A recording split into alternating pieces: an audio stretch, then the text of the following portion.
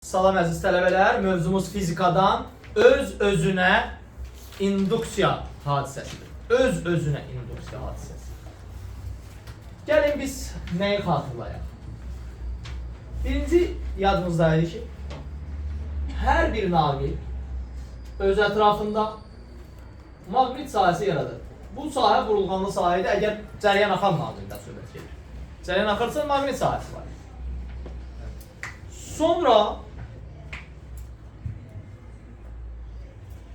Faraday müəyyən edib ki, bəs əgər cəryan maqnit sahəsi yaradırsa, maqnit sahəsi də nə yaradır? Cəryan yaradır. Amma hansı maqnit sahəsi? Dəyişən maqnit sahəsi. Belə bir qayda keçmişdik ki, qapalı keçirici konturla hüdudlanan səthdən keçən maqnit seli dəyişdikdə, bu konturda elektrik cəryanının yaranması hadisəsinə elektromaqnit induksiyası deyirdik. Yəni buradan keçən maqnit seli dəyişirdisə, yəni sıfır deyildisə, bundan keçən maqnit seli sıfır deyildisə, burada nə yaranırdı? Bu cəryan yaranırdı. Cəryan. Bu cəryan induksiya cəryanı yaranırdı. Bu istiqamətdə də ola bilərdi, digər istiqamətdə də ola bilərdi. Bu artım və ya azalmadan asılı idi. Aha. İndi bizi maraqlandıran nədir? Biz bir sarğac götürək. Sarğac götürək. Onu dövrəyə qoşaq. Burada da bir dənə reostat götürək. Yadınızda da reostat cəryan şiddətini tənzimləyən cihaz idi. Bu da onun sürücü qolu idi. Sürücü qolunu dəyişdikcə dövrədəki cəryan şiddəti dəyişmək olur. Aha. Cəryanın da istiqaməti müsbət lövhədən mənfiyə doğru bu istiqamət. Maraq orasındadır ki, biz başa düşürük ki, buradan cəryan axırsa, cəryanlı naqil nə edir? Öz ətrafında maqnit sahəsi yaradır. Burada bizim nəyimiz var? Sarğacımız. Deməli, o maqnit sahəsi sarğacdan keçdikdə orada artıq maqnit seli yaradır. Maqnit seli yaradır. Bu maqnit seli ilə dövrədən axan cəryan şiddəti arasında düz mütənasib asılılıq var. Nə qədər cəryan şiddətini böyüdürsənsə, bir o qədər sel böyüyür. Kiçildirsənsə, o kiçilir. Bunu təcrübədən görmək olur. Fi ilə i arasında düz mütənasib asılılıq. İndi fi ilə i arasında düz mütənasib asılılıq varsa, deməli bunların nisbəti nədir? Sabitdir. Və biz bu sabitə L ilə işarə edək. Elə deyək, sarğacın induktivliyi. Sarğacın induktivliyi. L. Vahidi Henry'dir. Weber böl amper. Joule böl amperin kvadratı.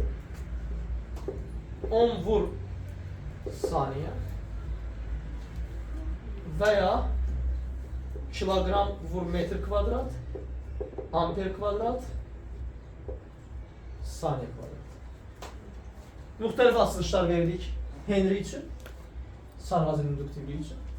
Sarğacın induktivliyi dedik sabitdir, yəni materialın növündən asılıdır, hansı materialdan düzəldilib bu sarğac və bir də bunun daxilində içliyin olub olmamasından asılıdır. Bu içlik varsa, bu içliyin müəyyən maqnit nüfuzluğu var və sarğacın induktivliyi həmin içliyin maqnit nüfuzluğundan da düz asılığı var.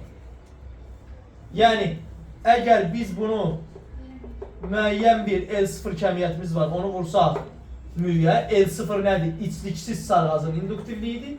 Vururuq maqnit nüfuzluğu məsələn 900 olan dəmirə nə edir? Belə deyək ki, sarğacın induktivliyi 900 dəfə artmış olur. İstiliyi daxil edir. Çıxardanda isə induktivlik nə edir? Azalır. L0 nədir? L0 içliksiz sarğacın induktivliyidir. L içlikli sarğacın induktivliyidir. Və maqnit seli də bu səbəbdən dəyişmək olar.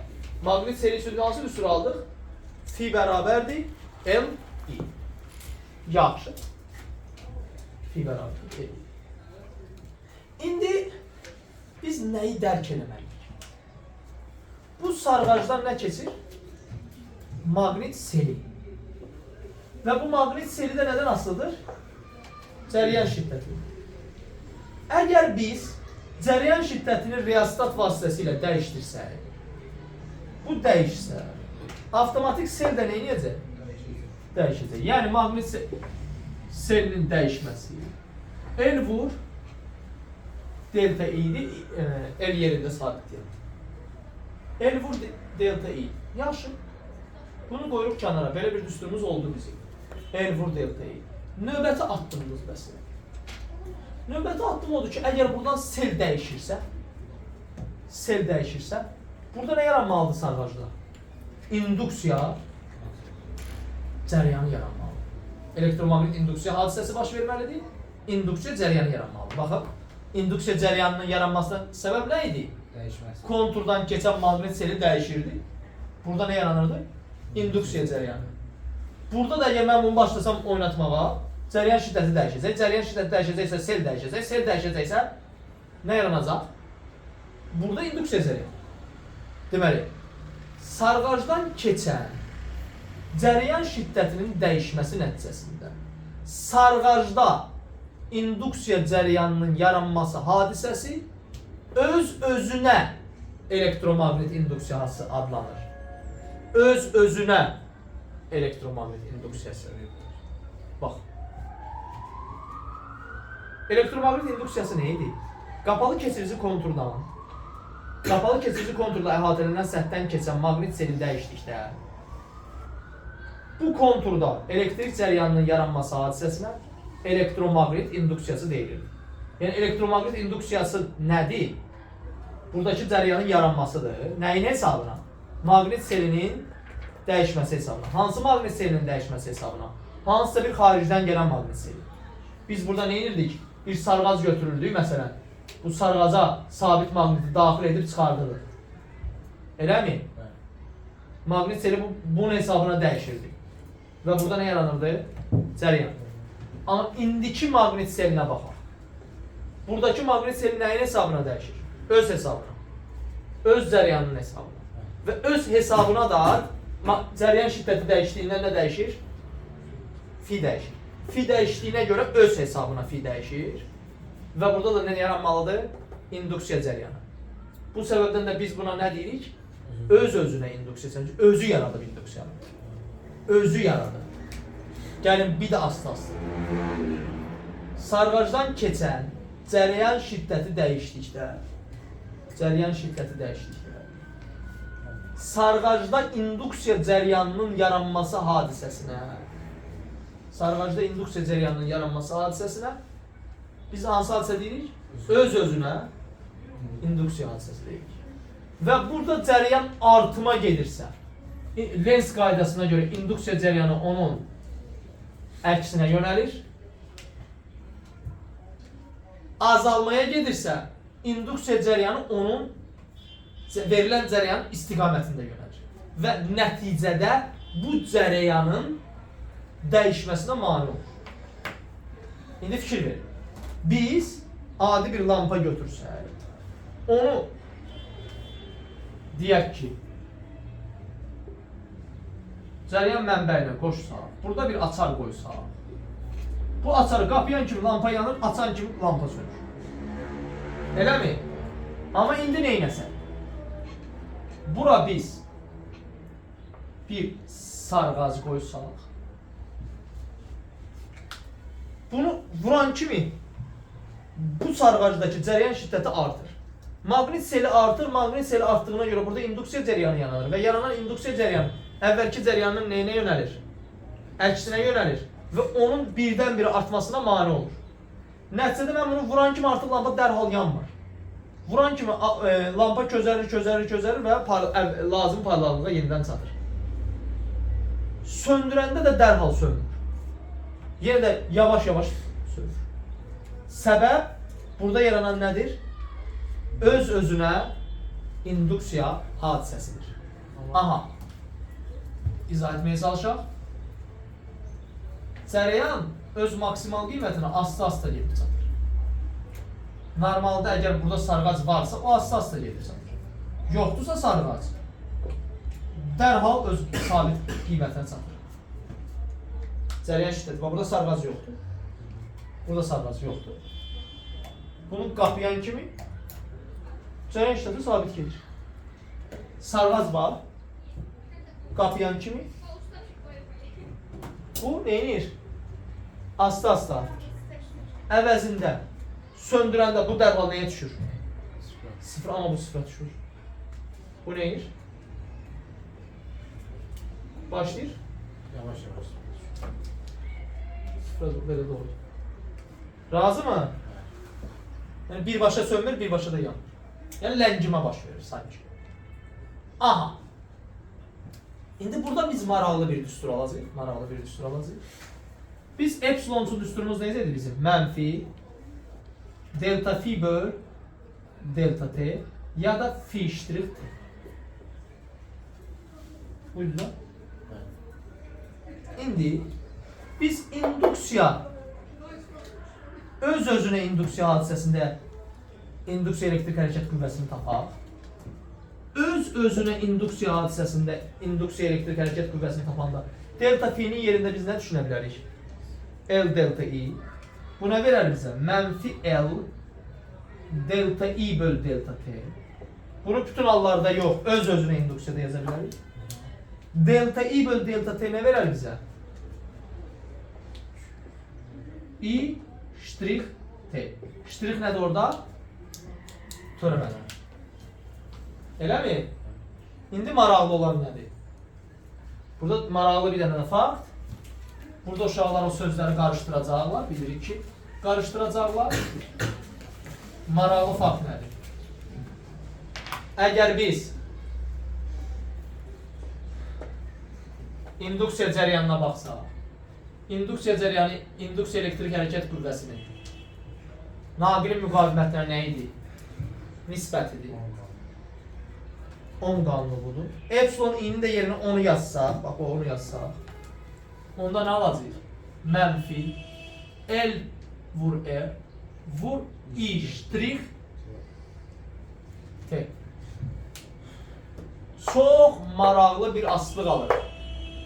Alırıq ki, cərəyan şiddətinin, induksiya cərəyan şiddətinin törəməsidir. Biri o birinin törəməsidir. Və indi dərk eləyə bilər törəməni bilən adam ki, artan funksiyanın törəməsi müsbətdir. Artan funksiyanın törəməsi nədir? Müsbətdir. Bunu da mənfiyə vuranda nə olur? Yəni i artıma gedirsə, epsilon i'nin işarəsi mənfi olur, azalmır ha. İşarəsi nə olur? Mənfi olur və onun əksinə yönəlir. Aha. Amma azalmaya gedirsə, azalan funksiyanın törəməsi mənfi verir. Bunu bir dənə də mənfiyə vurursan, işarəsi müsbət olur. Bu da o deməkdir ki, onunla eyni istiqamətdə yönəlir. Riyaziyyatla bağlılığımız var və növbəti riyaziyyatla bağlılıq qrafiklərindən mən izah etməyə çalışırım. Yəqin biz bir faktı dərk eləyirik ki, kvadratik aslılığın törəməsi bizə nəyi verir? Xətti asılığı verir. Düz mütənasib demədim, xətti dedim. Xətti asılığın törəməsi sabit verir. Sabitin törəməsi 0 verir. Burada da gözəllik nə? Belə çıxır ki, əgər buradan axan cərəyan sabitdirsə, buradan axan cərəyan sabitdirsə, öz-özünə induksiya hadisəsi nəticəsində yaranacaq induksiya cərəyan şiddəti 0'dır. Çünki sabitin törəməsinə verir? 0 verir. Yox. Xırdalıya gedirik. Bunlar hamısı ağır anlayışlarda uşaqlar.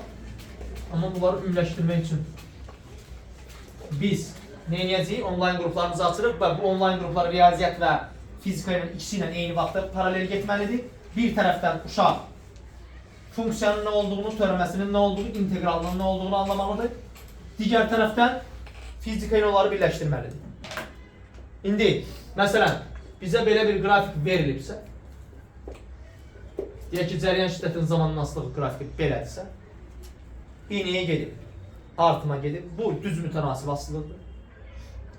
Düz mütənasib asılığın törəməsi sabitdir. Onda induksiya cəryanı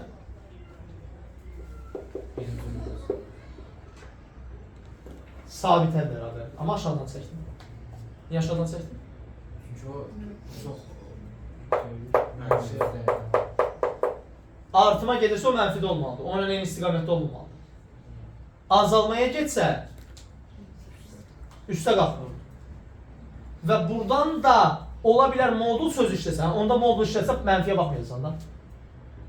Onu da yuxarıdan çəkilsin. İndi fikir ver. Əgər bu asılıq kvadratik olsa, bunları çox yerdə istifadə edəcək törəmə. Asılıq kvadratik olsa, məsələn, ola bilər ki, kvadratik asılığın nə verir bizə? Düz mütənasibliyi verir. Məsələn, ola bilər buradan ya müəyyən bir qiymətdən hara? Düz mütənasib, amma hara? Aşağı. Aşağı.